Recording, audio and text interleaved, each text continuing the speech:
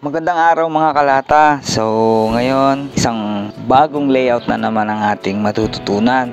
Tapos na tayo dun sa mga straight duck. So meron tayong rectangular at saka round, saka oval straight duck. No, ang gagawin natin ngayon ay yung rectangular reducer. So halimbawa mga kalata, ito, magbibigay ako ng halimbawa. Ito yung gagawin nating layout. Ang size, itang bunganga ay 5 cm by 4 cm. Then takbo niya sa kabilang bunganga ay 2 cm by 2 cm. So ang length natin ay 7 cm.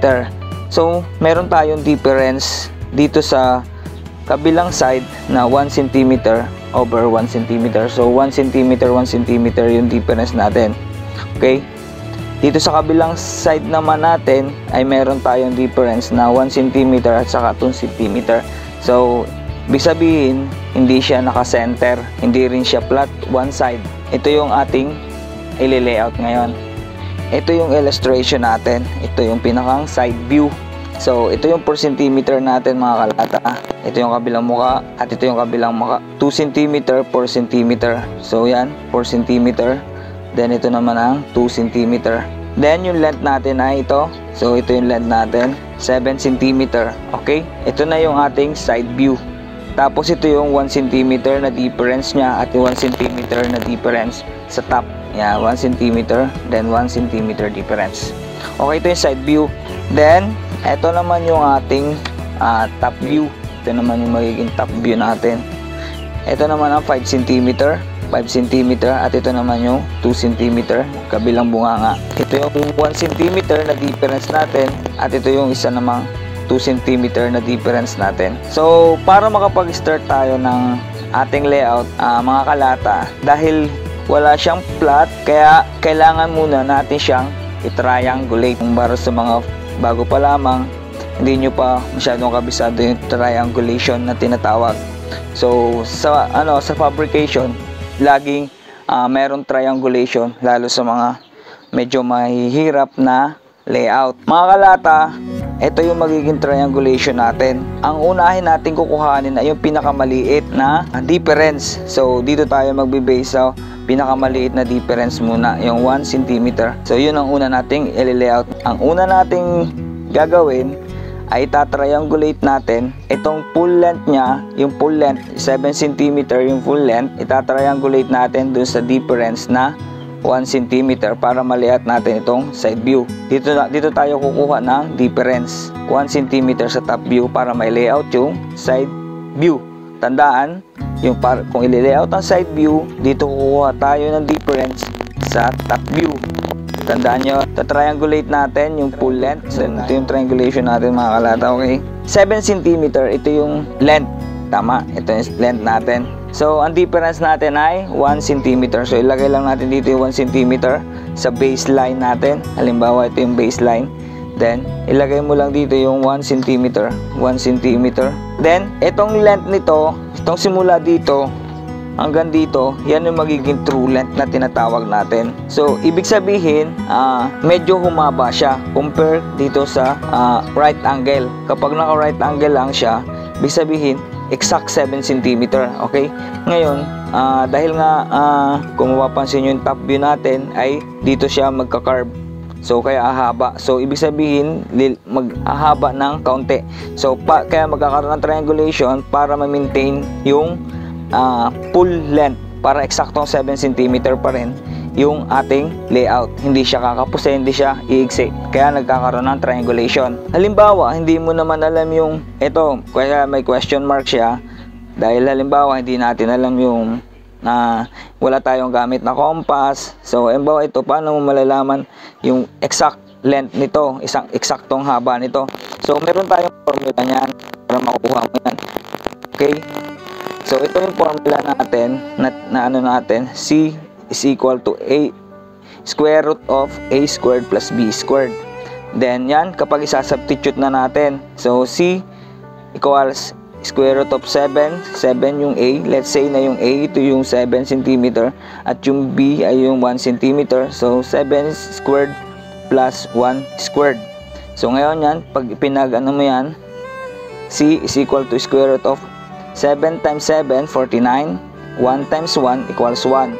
So, 49 plus 1 equals 50. So, C is equal to square root of 50. Then, C is equal to, pag yung ginamit mo mong calculator, square root of 50 equals 7.071. At may karugtong pa yan, pero mga maliliit na numbers na lang, kaya i-round up na lang natin. So, 7.071 or 7.07 centimeter. Okay? Maliit lang naman yung in-adjust. Kung papansinin nyo, ito, maliit lang naman yung in-adjust niya. At pag kinuha mo yun dyan at nilagay mo dito, so, kaunti lang yung in-adjust. Oh. Pero, kapag yung malaki yung mga difference, medyo mahaba yung niyan, mahaba siya. Diba? So, dahil maliit lang, 1 centimeter, hindi siya masyadong malaki. So, yun.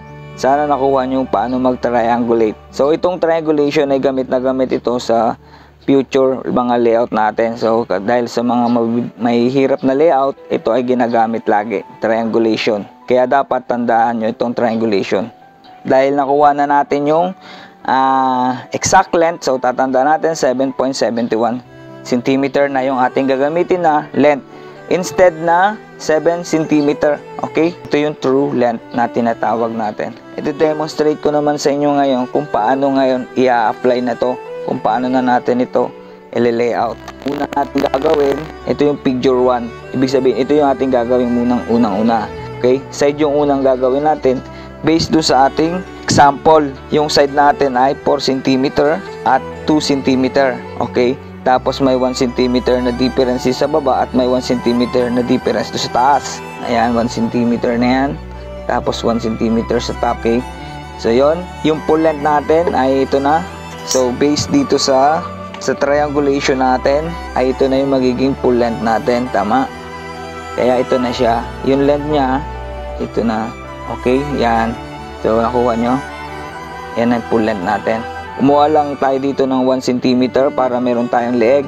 At meron din tayo dito leg sa kabila para medyo maganda yung natin ng pagkakagawa ng reducer. Yan. Tapos yun, ibabarahan nyo na tong dalawang point na to. So, let's say na ito yung ating A and B. So, lagyan nyo na rin ng label para hindi kayo nalilito, lalo sa layout na ganito na iba't ibang muka. Kaya, kailangan mo siya ng label para hindi ka malilito kung alin yung kapartner niya. Okay? So, ang next natin ay yung figure 2. Ito yung figure 2 natin.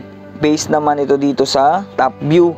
Kung mapapansin nyo, itong top view naman natin ay dito nakabase yan. Ayan, dito natin i-base yan. Pero, hindi na siya yung 7 cm yung length. Okay? Tandaan nyo, hindi na siya yung 7 cm yung length. Ngayon, saan ngayon kukuhanin natin yung length na nito? Itong ating figure 2. So, yung full length nito, ay kukuhanin mo siya dito sa A. So, yung full length nito, yung length nito. Para maano mo yan, para madali mo siyang ma-layout, kuhanin mo yung 1 cm, so equal naman siya, may 1 cm dito. Then, kuhanin mo yung 2 cm na difference at 1 cm na difference sa top. Okay? Dito, sa dalawang ito. So, ngayon, ito, guhitan mo lang muna yan. Guhitan mo lang muna siya dyan. So, imaginary line muna siya. Tinatawag nating imaginary line. Lagyan mo siya muna ng line. So, then, kuhanin mo ngayon ito. Ito length ito. Ito na yung ating layout. So, ito yan. So, ngayon, yan ang isasalin mo dito. Yan. Yun. Isasalin mo siya dun. So, ngayon, dahil yung imaginary line mo, ay magkakaroon ka na ngayon ng point. So, ngayon, nung nagkaroon ka na ng point dito, pwede ka na magdagdag ng 1 cm. Tama? Yan, 1 cm. Okay? Then ngayon, ang iniisip mo naman ay itong isang line na to, di ba? Dahil wala pa itong D. Kasi yan, consider ito na nasa right angle siya. So, ibig sabihin, pwede mo naman itong eskwala. Ito, eskwalahan mo siya. So, ibig sabihin, naka-right angle na siya. Tama? So, ngayon, right angle siya. So, A and D. Ngayon, so, dahil dito tayo sa A and D. So, ngayon, dito naman tayo sa B.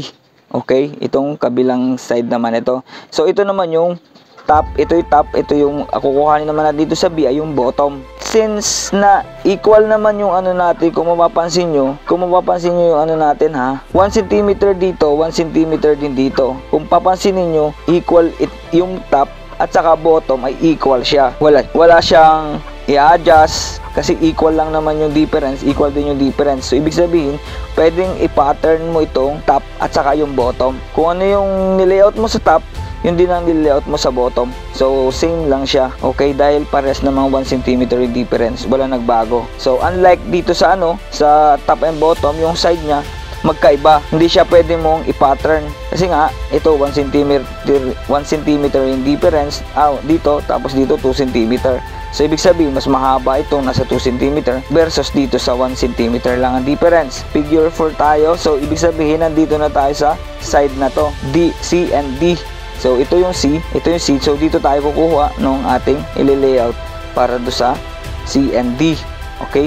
So yon, ito kuhanin mo lang ito. So since pares lang din naman itong ito yung 1 cm natin pinakang leg. So 1 cm. So ngayon pares na ito. Pag yung nakuha mo na yan, kuhanin mo lang itong length nitong C. O dahil nasa C tayo, okay? Kuhanin mo yung length yan. So nakuha mo na, yan yung sasalin mo. Gaya nung ginawa mo rin dito sa figure 2 na gumawa ka ng imaginary line. So yon, saka mo siya ililipat. Okay? Yan. Pag nilipat mo na siya diyan, ayan So equal lang din naman yan. Equal din lang naman yan dito. Kasi nga naka-pattern lang naman din ito Then, yon. Dahil equal lang din naman yung top kasi nga yung side ay pares din itong kasi pares lang ang difference niya. Yun na, meron na tayo, kompleto na yung ating layout. Pwede na natin siyang gupitin. Pero wag niyo kalilimutan lagi yung lock former na tinatawag natin. So meron din tayong video nun kung paano gumagawa ng lock former at ano yung sizes ng lock former na ginagawa. Naglaga lang ako ng overlap para sa pagditikitan ko lang. So kasi ito lang naman ay demonstration. Yan. So yun, ganun lang mga kalata. Tapos yan, gugupitin na natin.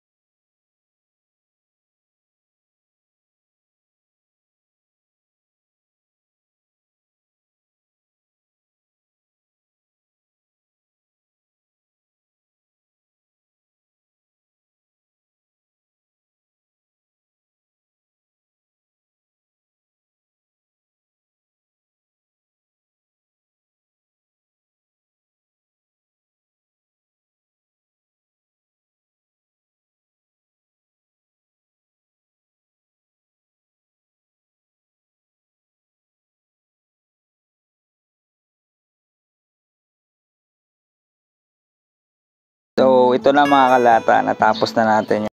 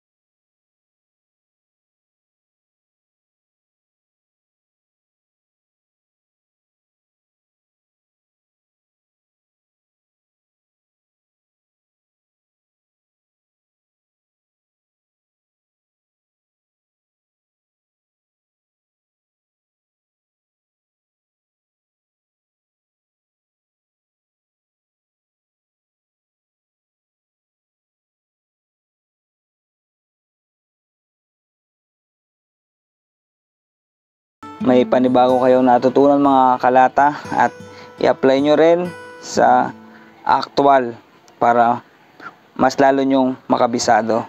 Okay? So, salamat mga kalata. Thanks for watching.